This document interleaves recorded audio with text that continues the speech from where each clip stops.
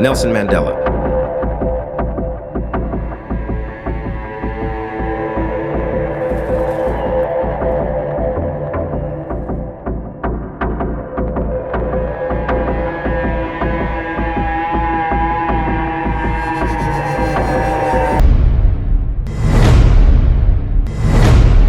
Nelson Mandela, born on July 18, 1918, in the village of Mvezo in Umtata, then part of South Africa's Cape Province, was a prominent anti-apartheid revolutionary and political leader.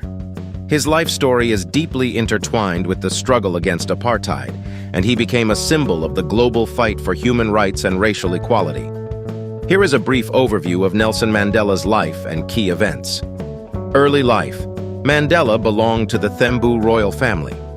He studied law at the University of Fort Hare and the University of Witwatersrand before working as a lawyer in Johannesburg. Anti-apartheid activism.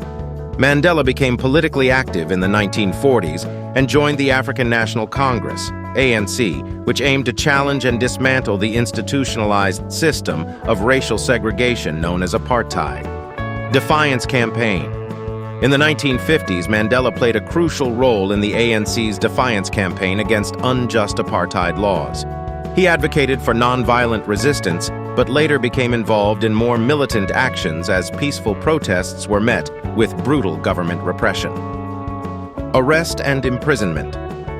In 1962, Mandela was arrested and charged with sabotage and other offenses. In 1964, he was sentenced to life in prison during the Rivonia trial.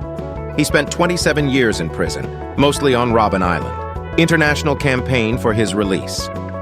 Mandela's imprisonment garnered global attention, and there were widespread calls for his release. The international community, through various campaigns and boycotts, pressured the South African government to end apartheid. Release and negotiations. Mandela was released from prison on February 11, 1990, signaling the end of apartheid.